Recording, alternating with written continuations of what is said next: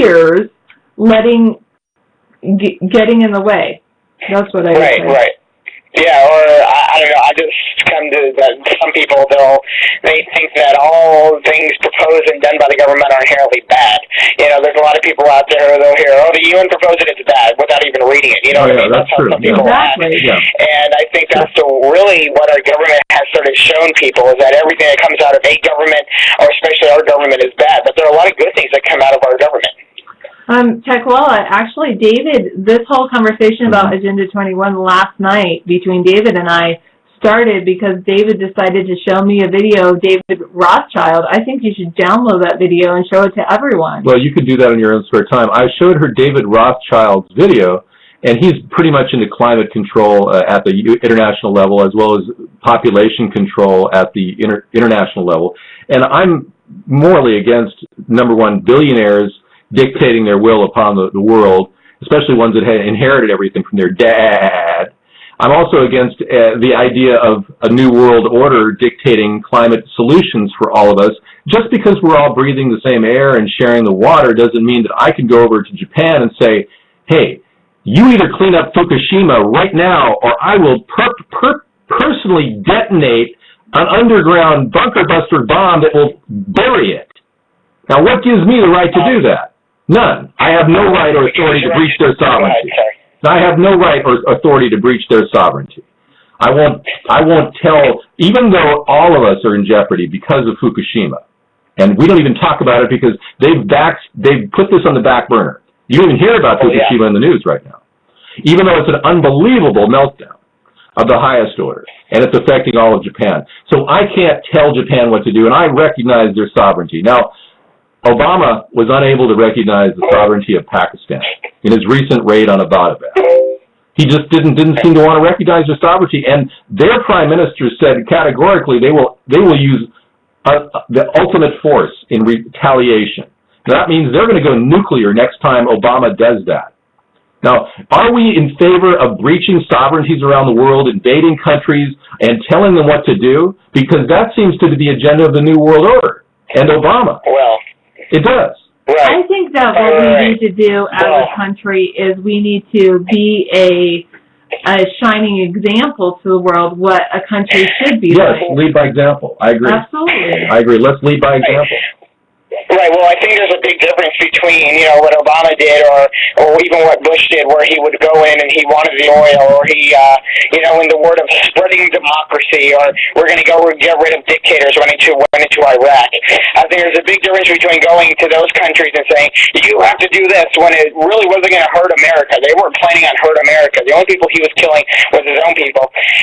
Or where you were, the example you made about Fukushima, where there is a possibility where it could hurt the water so much, where if they don't clean it up in how many years it could happen, where it could hurt our own water, it could hurt our own people.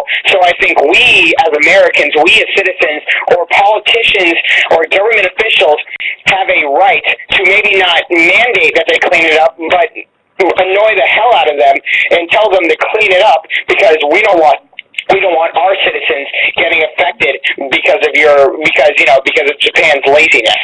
Yeah, I mean, I would never tell Japan to either clean it up or I'm going to nuke you. I'd say clean it up. What can we do to help you clean it up? Exactly. Okay, it's like, do you need machines? Do you need money? We're willing to form a partnership with you, but we don't want you to be lazy and just sit on the sidelines and let our own citizens die, and your citizens even. We want our citizens to live healthy and prosperous lives. Let's work together and let's clean this thing up for the sake of our citizens. Right. We can do whatever we can to help them out. They've clearly got a management issue. They've got a prime minister issue that they rotate people in and out every 6 months, it seems. So they've got their own agenda. We can't force our will upon them, but at the same time, we can offer them as much assistance as necessary. No question about that. But at the same time, recognizing other nations' sovereignty should be inherent in what we do internationally. What we have violated is the trust and security and safety of the international community we live in by waging war everywhere someone tells us to wage war. Now, the IMF told Barack Obama and NATO to go ahead and attack Libya seize their resources, get rid of Muammar Gaddafi. That was the directive. And Barack Obama acted as a good puppet would and did whatever they told him to do. But is it our right? Is it our destiny to take down all these countries with our military power? Is that our purpose, to be the strongest, the mightiest, and the most destructive nation in the world? Is that the great high hope that you have for America? I say that is the lowest thing our country can do. I say we should be ashamed of ourselves, and it's time that we at least recognize that we should not start wars, not tell other countries what to do, and not force our will upon the world in this effort to spread democracy when we don't even have democracy here. And somebody said a democracy is 51% over 49%. Not necessarily. Democracy could be a supermajority. 2/3 of the American people want something, then we shape laws. And I tell all the people, all the citizens I know who believe in the Republic, I say, we will honor your belief in the Republic, and we will continue to support our Constitution, and we will protect your Bill of Rights. But at the same time, if the 2/3 majority of this country believes something, I'll go in that direction. So I am cognizant of a democracy and certainly respectful of our Republic. Right. Yeah, I would totally agree. But I would agree with that. But I would agree with you on the point that we can't go around and we're wasting so much money going into other countries for the sake of democracy. Right. You know, let me just first put it out there that I'm in no way supportive, neither are you, David, of Muammar Gaddafi and what he's done to the people who live from his terrorist actions. I'm no way in supportive of him.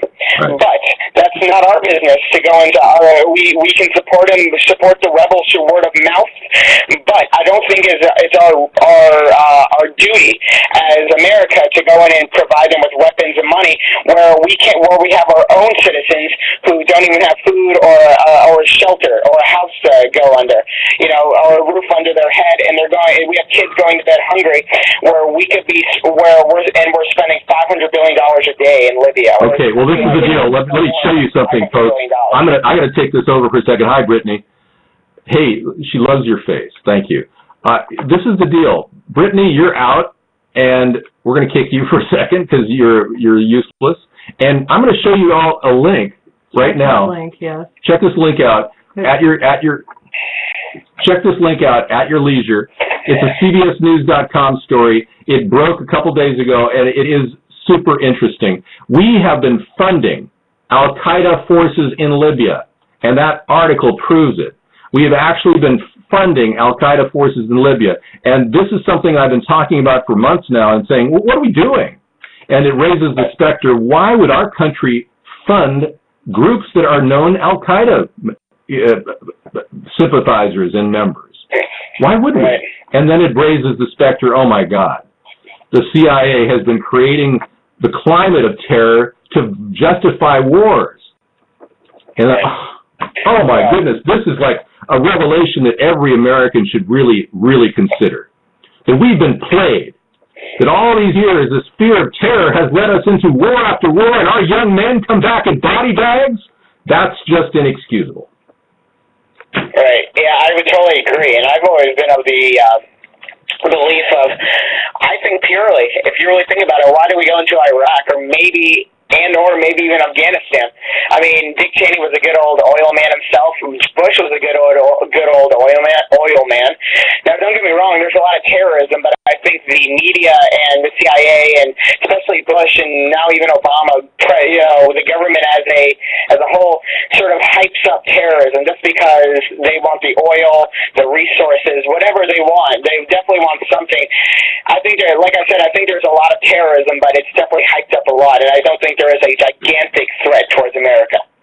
Exactly, and that's why we haven't been bombed, taken down, destroyed in any big way since 9/11. We can all agree on that. But right. you can also say, hang on a second. Maybe not through a plane, but I think it would be very easy maybe for someone to bomb look at the subway systems.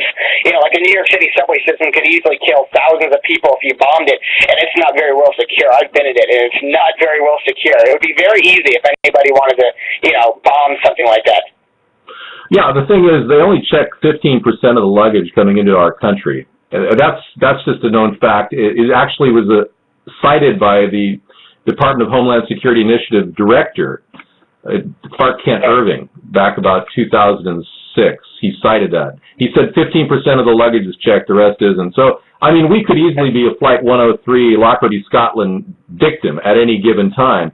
So why haven't we? So, but what they do is they fan the flame of aggression toward terrorism.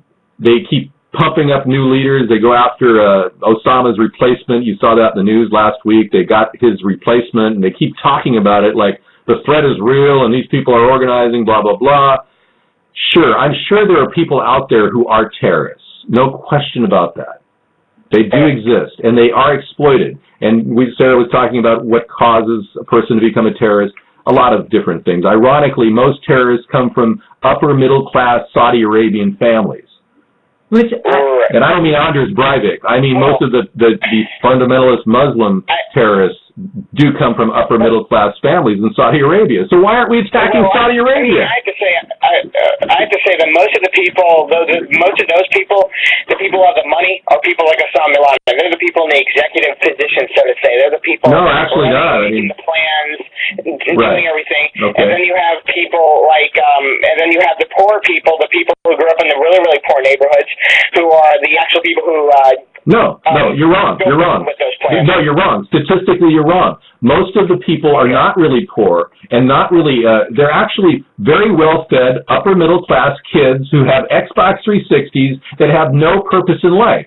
They're like bred to be whatever you want. They're like a complete jelly, a bowl of jelly that you can mold into anything you want. So these psychotic, fundamentalist extremists, Wahhabis, grab these young men and show them the light of Allah. And pretty soon they're off and running, and they have no beliefs. You see, like an tumor or something? When you grow up in poverty, you know how to survive. But if you have a spoon-fed life with a silver spoon in your mouth your whole life, you don't know how to survive, and you don't know what it's all about. So you're easily vulnerable to a very adult man who comes up and says, "Oh, I could show you some things. I should show you the world of the world." And pretty soon you're worshiping Allah and ready to strap bombs around yourself and walk into marketplaces. Seriously. Right, well... I hate to dispel your myth, but it's a myth that you think that all these terrorists are poor. Anders Breivik, he was very well off. The lone gunman. Who was he talking to? Well, he had about 600 people on a network that he talked to, but he was a lone gunman, according to the Norwegian Intelligence Service. I suggest that the Norwegian Intelligence Service is afraid to admit that there is a larger conspiracy with Anders Breivik.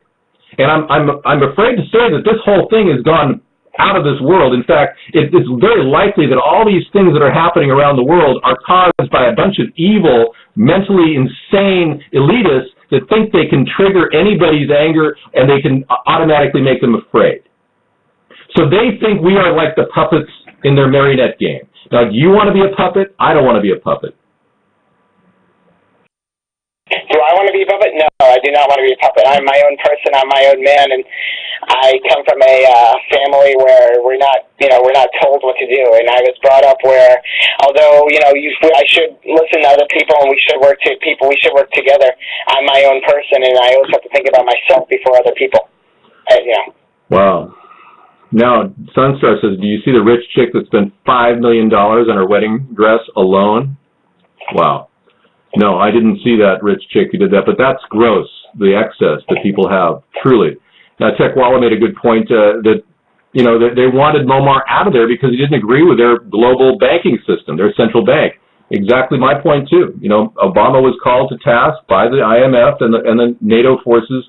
They organized and they went after this man, Muammar Gaddafi. And he's still hiding. He's still resisting their capture.